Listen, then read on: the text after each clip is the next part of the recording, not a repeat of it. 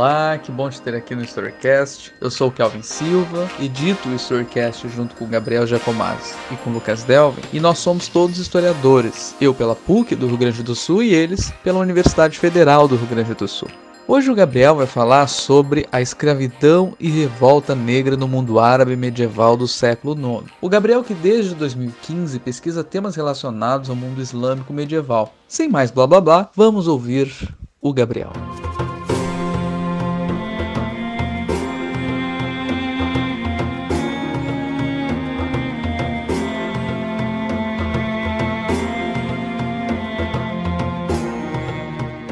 Olá a todas e a todos que estão ouvindo esse episódio do Storycast. Meu nome é Gabriel Giacomazzi, eu sou licenciado em História pela Universidade Federal do Rio Grande do Sul e sou também co-criador e apresentador aqui do Storycast. Quem nos acompanha há mais tempo vai lembrar de mim lá do segundo episódio que a gente lançou, sobre as universidades e a ditadura militar brasileira. Inclusive, se você ainda não ouviu aquele episódio, fica a dica. O tema que eu quero trazer para vocês no episódio de hoje, no entanto, é bem diferente daquele outro que eu gravei. A minha ideia hoje é falar com vocês um pouco sobre a história do conflito que ficou conhecido como a Revolta do Zange, que foi, em suma, uma insurreição negra, então uma revolta de escravizados no mundo árabe medieval do século IX, e que vai opor, então, o exército imperial do Califado Abássida de um lado, e do outro um exército de escravizados negros oriundos do leste da África, que vão lutar por cerca de 15 anos, entre os anos de 869 e 883, que é o ano em que o Zange, essa denominação dada pelos árabes aos negros escravizados da Península Arábica, vão ser, enfim, derrotados pelas tropas imperiais. Na realidade, nesse episódio eu pretendo questionar justamente algumas características-chave dessa revolta. Se foi de fato uma revolta negra, se foi de fato uma insurreição de escravizados, Mas por que isso? Porque essas características elas foram postas em xeque por praticamente toda a historiografia existente sobre o assunto. Se foi uma revolta de escravizados, se foi uma revolta que teve a negritude como um dos fatores centrais. Inclusive, essa historiografia ela é muito pouca, e poucas também são as fontes existentes sobre esse tema. E aqui eu gostaria de citar dois relatos que talvez constituam o principal corpus documental sobre a revolta de Zange. O primeiro são os escritos do historiador árabe do século IX Al-Tabari, que vai ser contemporâneo do conflito e vai testemunhar muitos dos seus acontecimentos. O segundo é o geógrafo, etnógrafo e historiador Al-Musudi, nascido 5 anos após o fim do conflito. Ele ficou conhecido como o Heródoto árabe. O problema dessas fontes, o problema dessas narrativas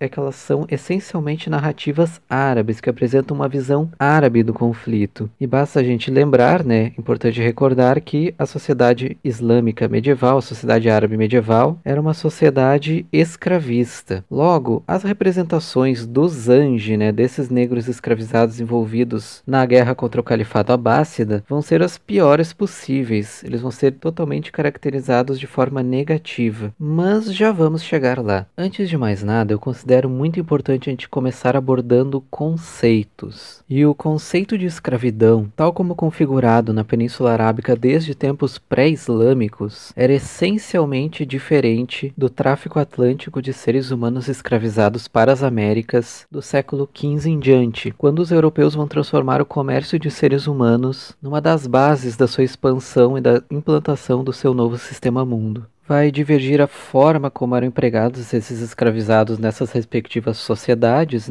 Por exemplo, nas Américas, eles vão ser utilizados na agricultura extensiva, na monocultura exportadora das plantations, em sua grande parte, enquanto que no mundo árabe, no mundo islâmico medieval do século IX, que é exatamente o que nos interessa aqui, a gente vai ver, sobretudo, uma escravidão doméstica, os escravizados cumprindo funções variadas, no caso, escravas mulheres, por exemplo, servindo ao concubinato, e os escravos homens geralmente cumprindo funções no comércio, por exemplo, mas também entretenimento, cantores, poetas, que eram muito valorizados pelas elites urbanas que adquiriam esses escravizados, Então a escravidão no mundo árabe medieval vai ser essencialmente urbana, com algumas exceções, como a gente vai verificar o caso dos próprios Zange, que vão ser empregados sob condições bastante degradantes nos pântanos salgados da região sul do que hoje é o Iraque. Outra diferença notória entre o sistema escravista escravista promovido pelos europeus e aquele dos árabes está na sua justificativa. No caso da escravidão nas Américas, a gente vai ter a cor da pele como fator central na justificação dessa escravidão. No caso dos povos árabes, esse não vai ser o fator central, ou pelo menos não vai ser exclusivo. Nessa escravidão árabe, por exemplo, a gente vai ver escravos de origem eslava, né, ou seja, de origem europeia, e também oriundos das estepes da Ásia Central, de etnia turca. E é aqui que a religião islâmica vai entrar como um diferencial. Quando o Islã surge a partir do século VII e domina toda a região da Península Arábica, norte da África, Irã, até quase na Índia, ele não inventa a escravidão, ele herda essa estrutura do período pré-islâmico. Na verdade, essa religião ela acaba trazendo problemas para o próprio sistema escravista, porque acaba sendo definido o seguinte: um muçulmano não pode escravizar outro muçulmano. E qual é a solução? Importá-los das regiões infiéis conquistadas. E aqui a gente chega na terceira diferença entre a escravidão europeia e a escravidão árabe. As formas de captação, de captura, de compra, enfim, desses escravizados. Da parte europeia, por exemplo, a gente vai ver basicamente dois modos de atuação. O primeiro basicamente predatório, né, que vai ser a caça a esses africanos para escravização, como se fossem animais. O segundo modus operandi consistia na manipulação das relações existentes entre os reinos africanos, entre as tribos, para que houvesse um fornecimento aos europeus dos prisioneiros de guerra oriundos dos conflitos entre esses reinos, entre essas tribos. E isso até hoje gera determinadas polêmicas, entre aspas, né? Um pessoal que vem e fala: nossa, mas os africanos vendiam seus próprios irmãos para escravização. Sendo que, gente, a África é e sempre foi um continente multiétnico, multicultural, com suas inúmeras relações, com seus inúmeros conflitos, muito mais complexos do que os europeus jamais poderiam imaginar. E quem chega e aponta para eles e diz: vocês são todos a mesma coisa, é o europeu. Porque a única coisa que o europeu consegue enxergar neles é a cor da pele. O caso dos árabes vai ser um pouco diferente, e é aqui, justamente aqui, que eu escolho começar a nossa historinha. Para começar a falar então sobre a escravidão no mundo árabe, e para fazer também o link direto com a revolta dos Zanj, que é o tema desse episódio, a gente vai precisar primeiro compreender a situação nesse período medieval da África Oriental, dos povos que nela habitavam e das relações que elas já mantinham com a Península Arábica. Por que ter a África como nosso ponto de partida é importante? Existem vários motivos, mas acho que o principal foi exposto por Zakari Dramani Issoufou, que diz que a história da África não pode ser reduzida a uma história objeto, sem originalidade própria, de uma terra que se conquista, explora-se e se civiliza. Não é o que a gente pretende aqui. No século VI, onde hoje é a Etiópia, existia um poderoso reino chamado Reino de Aksum, que era um reino cristão desde o século IV, seguindo o credo monofisista. Esse reino dominava as rotas comerciais da sua região, que incluía as rotas transsaarianas e inclusive as marítimas, através do Mar Vermelho. Portanto, havia, já antes do islamismo, uma presença considerável africana na Península Arábica. A partir do século VII, quando o Islã surge e avança África adentro, os etíopes não vão ser vistos como potenciais escravizados, mesmo que não seguissem a fé islâmica. Por quê? Porque eles eram cristãos, e os cristãos, juntamente com os judeus e os zoroastristas, eram chamados pelos muçulmanos de povos do livro, ou seja, povos que seguiam um livro sagrado. E os cristãos, como os judeus especialmente, né, eram religiões abraâmicas, são na verdade religiões abraâmicas, e o Islã se vê dentro de uma tradição de continuidade dessas duas religiões anteriores, né? O profeta Muhammad é considerado o último profeta, né? O selo dos profetas. Não era lícito, portanto, escravizar os etíopes, mesmo porque os árabes tinham boas relações comerciais com eles e dependiam deles para acessar as rotas comerciais saarianas. Porém, a mesma sorte não estava reservada aos povos ágrafos, aos povos pagãos, entre aspas. E na região mais ao sul do reino de Aksum, até segundo o geógrafo Al-Musudi, mais ou menos a região de Sofala, no atual Moçambique, ficava o que era chamada a Terra dos Zanj, né? Chamada pelos árabes. A rigor, Zanj era uma denominação bem genérica dada pelos árabes aos povos africanos de língua banto que habitavam essa região. Lembrando que, na verdade, o banto é uma raiz linguística que abrange mais de 400 variações conhecidas que se espalham por 1/3 do território meridional da África. Só para a gente ter uma ideia do quão vaga, né, era essa definição de Zanj. E os Zanj vão acabar atendendo a alta demanda escravista da sociedade árabe. E eu mencionei anteriormente que a cor da pele não era um fator essencial no processo de escravização, no processo de justificação da escravidão na sociedade árabe. E isso é verdade. Mas será que socialmente eles eram vistos com o mesmo status que os escravos de origem europeia ou mesmo de origem turca que tinham a pele mais clara? E indo um pouco mais a fundo, será que no século IX, na Península Arábica, a gente pode falar no processo de racialização ou de percepção de diferenciação racial, de estratificação social baseada na raça? Alguns indícios apontam que sim. Os árabes possuíam um senso de alteridade em relação aos negros. De forma geral, a palavra que designava o negro em árabe era aswad, cujo plural era Sudan. Por consequência, toda a região ao sul do Egito, na África subsaariana, era conhecida como Bilad al-Sudan, ou seja, traduzindo, País dos Negros, que dá nome ao atual Sudão.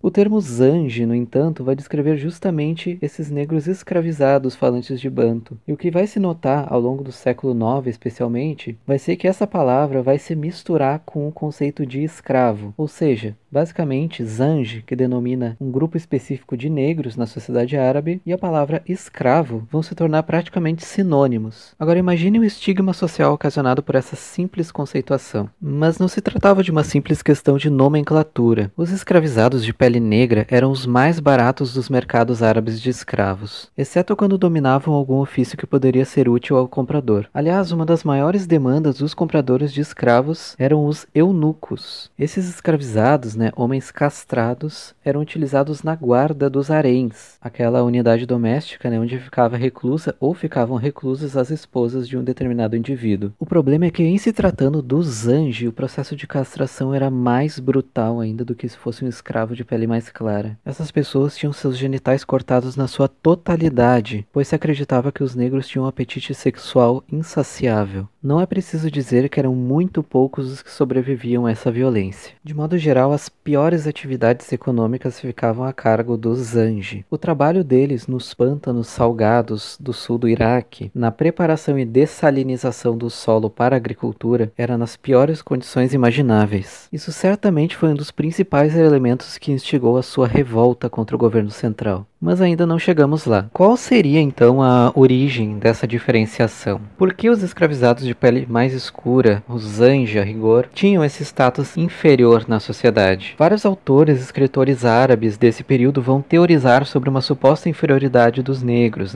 E nesse contexto a gente vai ver a emergência de diversas ideologias raciais. Ora atestando uma superioridade árabe, como o povo que recebeu a revelação através de Muhammad, ora também alguns esboços de uma teoria determinista de meio, colocando como responsável por uma feiura, uma imprestabilidade dos zange ao clima tropical da África subsaariana, ao calor da África subsaariana. O que é bem engraçado, porque a gente sabe que a Arábia não é o lugar mais frio do mundo. Ou seja, a gente já vai verificar, no contexto da Arábia medieval, a formulação de umas proto-teorias raciais muitos séculos antes dos europeus formularem o racismo propriamente dito, deles cientificizarem o racismo, o que é muito curioso. Até mesmo os poetas, descendentes de mães escravizadas negras, que ficaram bastante conhecidos e populares nesse período, conhecidos como os corvos da Arábia, ou os corvos árabes, cantavam sobre a sua má sorte em terem ascendência negra, em terem a pele negra. Mas muitos também reconheciam e defendiam essas raízes. O maior desses poetas talvez tenha sido Antara.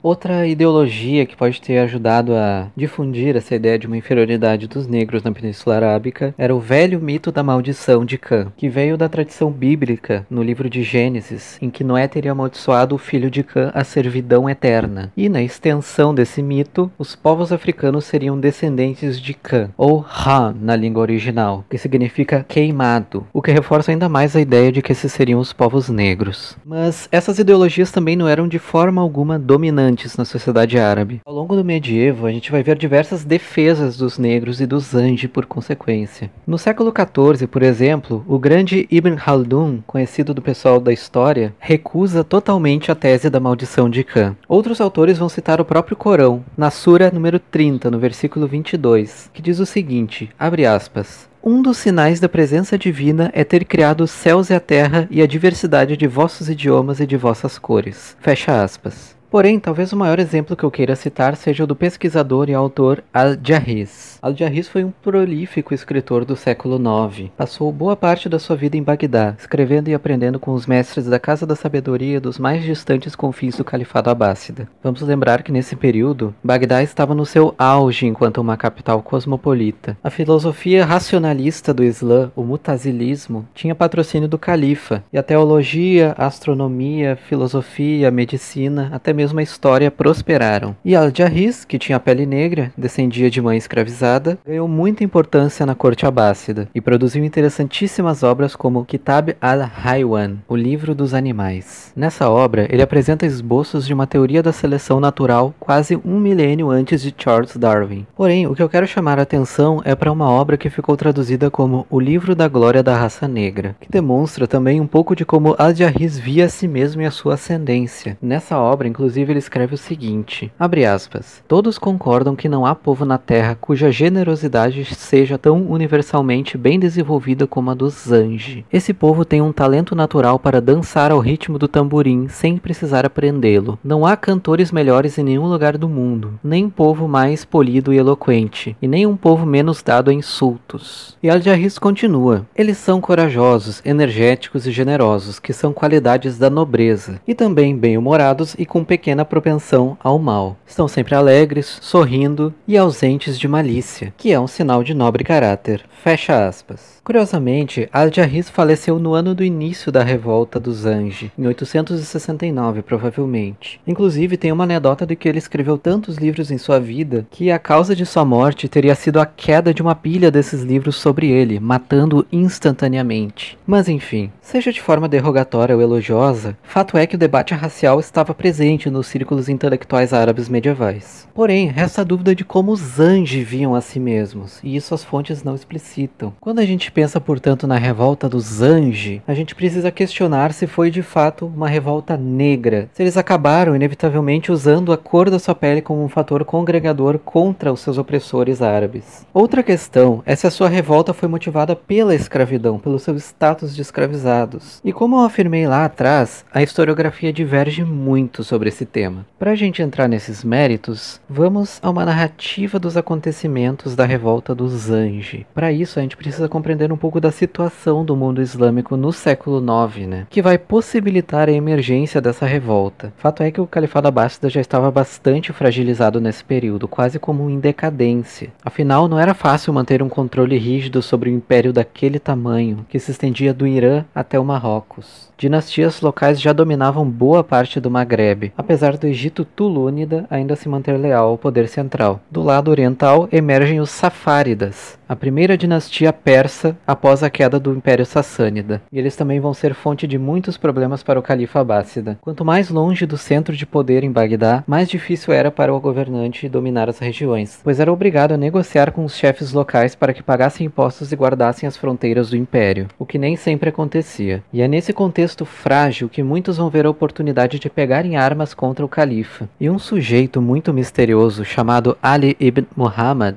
vê nos Zanji que trabalhavam no sul do Iraque uma possibilidade muito grande de revolta. Esse tal de Ali dizia descender de Fátima, a filha do profeta, e de Ali, o seu marido, e vai usar essa ficção para conseguir alguns seguidores e muito capital político. E ele se aproxima dos Zanji, clamando para que se revoltassem em nome dele. Ele lhes promete riquezas imensuráveis, lhes promete a sua liberdade e promete inclusive que eles teriam seus próprios escravos. E diante daquelas ofertas, então, os Zanji se revoltam contra os seus mestres e se unem às fileiras de Ali. E eles passam a atacar então diversos campos de trabalho escravo, libertando os escravizados, que passam a integrar um exército cada vez maior dos Zanji. Ali ibn Muhammad passa a se dizer adepto do Kharigismo, uma doutrina islâmica que diz que qualquer um, desde o rei até o servo, pode se tornar um imã, o chefe espiritual da comunidade, desde que seja piedoso e temente a Deus. Mas esses clamores pouco faziam sentido para os escravizados bantus, que não seguiam a religião e tampouco falavam árabe em sua grande maioria. Para eles, o que estava em jogo era sua própria liberdade. Os Zengi então começam uma série rápida de vitórias no Iraque. Apesar de pouco ou quase nenhum equipamento de guerra, eles tinham muitas estratégias a seu favor. Geralmente atacavam à noite, quando o inimigo não estava esperando, e eles conheciam muito bem os pântanos nos quais trabalhavam arduamente. A terra úmida e movediça não era propícia para a cavalaria imperial, e isso certamente lhes conferia algumas vantagens. Existe um relato, aliás, de um Zengi que teria levado uma panela como arma para uma batalha. Portanto, essa revolta não teria durado tanto tempo que durou, quase 15 anos, sem a existência de financiadores e apoiadores. E, em determinado momento, a revolta ganha um caráter multiétnico. A gente vai ter mercadores judeus e cristãos que vão apoiar essa revolta. Teremos também povos beduínos do deserto que vão pegar em armas contra o califado, ao lado dos Zengi. E isso vai gerar todo um sistema econômico paralelo ao do califado abássida.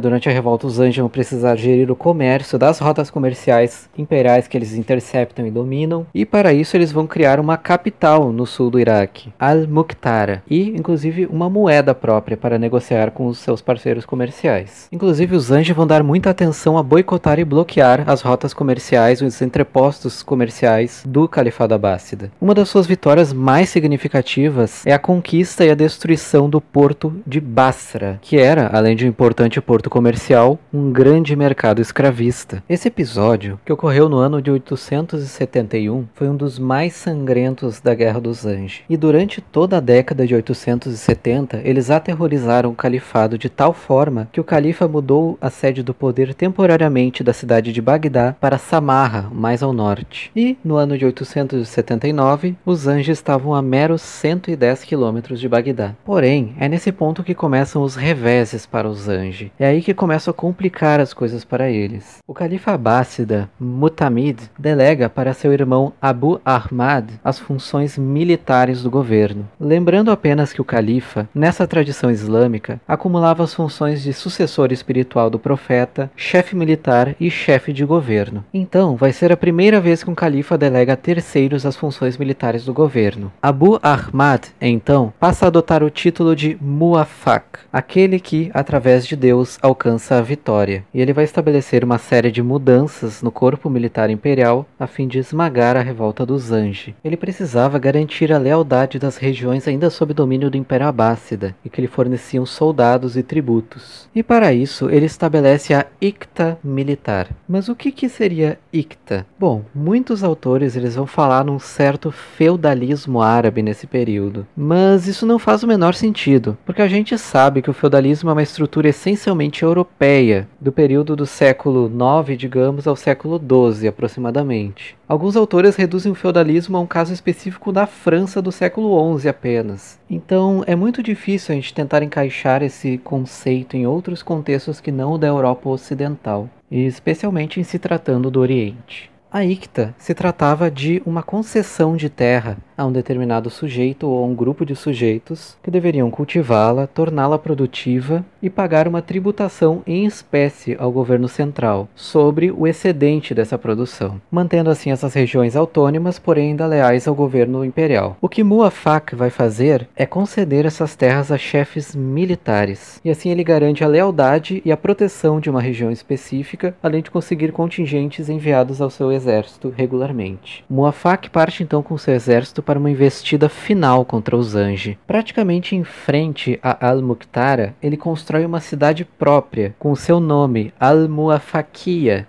que vai servir de base para as investidas num cerco que vai durar praticamente 3 anos, de 880 a 883. O exército abássida então fecha todas as rotas comerciais que os Zengi tinham estabelecido, passa a aliciar membros do exército dos Zengi que ainda resistiam em Al-Muqtara, prometendo-lhes anistia e que não seriam devolvidos aos seus antigos mestres, o que fez com que muitos acabassem desertando perante a perspectiva da destruição da cidade. E finalmente, em 883, ocorre o ataque final. O exército imperial recebe o reforço de 10.000 homens comandados pelo líder militar Lulu. De origem núbia e portanto africana, esse exército desertou das fileiras tulúnidas do Egito e se juntou ao exército de Al-Muwafaq. No fim das contas, cerca de 50 mil homens marcharam sobre Al-Muqtara, que foi totalmente destruída. Os líderes dos Zanji foram todos capturados, decapitados e as suas cabeças foram enviadas para o califa. Após tudo isso, restam então as dúvidas.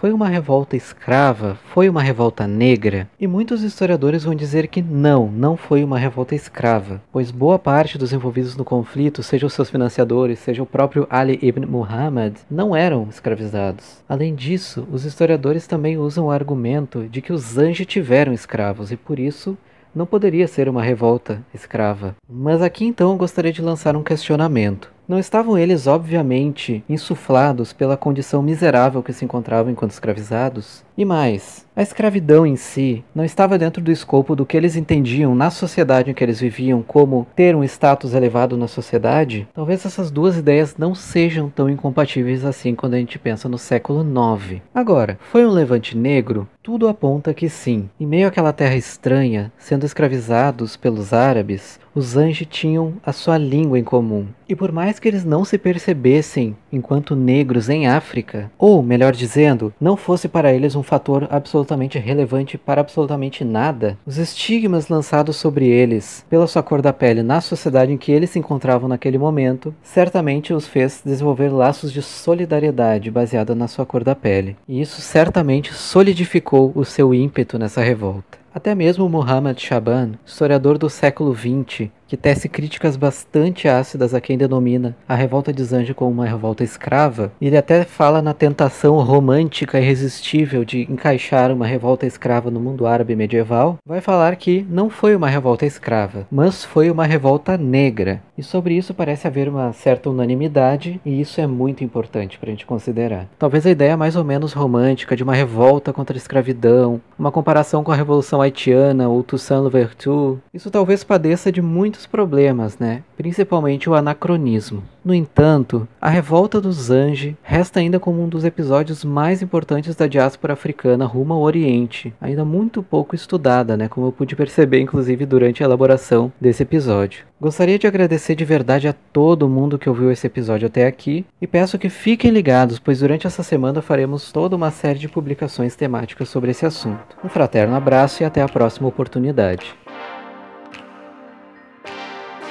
Muito obrigado por ouvir o 16º episódio do Storycast. Toda semana nós publicamos episódios tanto no YouTube quanto no Spotify. Nos siga, para que não perca nenhum. Semana que vem não publicaremos um episódio. Entretanto, faremos uma live junto com a Olivia Neri. Ela que é doutoranda em História pela PUC do Rio Grande do Sul e estuda memória, patrimônio e museus. Esse será justamente o assunto de nossa conversa. Vamos discutir, dentre outras coisas, se devemos ou não derrubar estátuas escravistas. Siga a gente lá no Instagram para não perder essa conversa. Um abraço.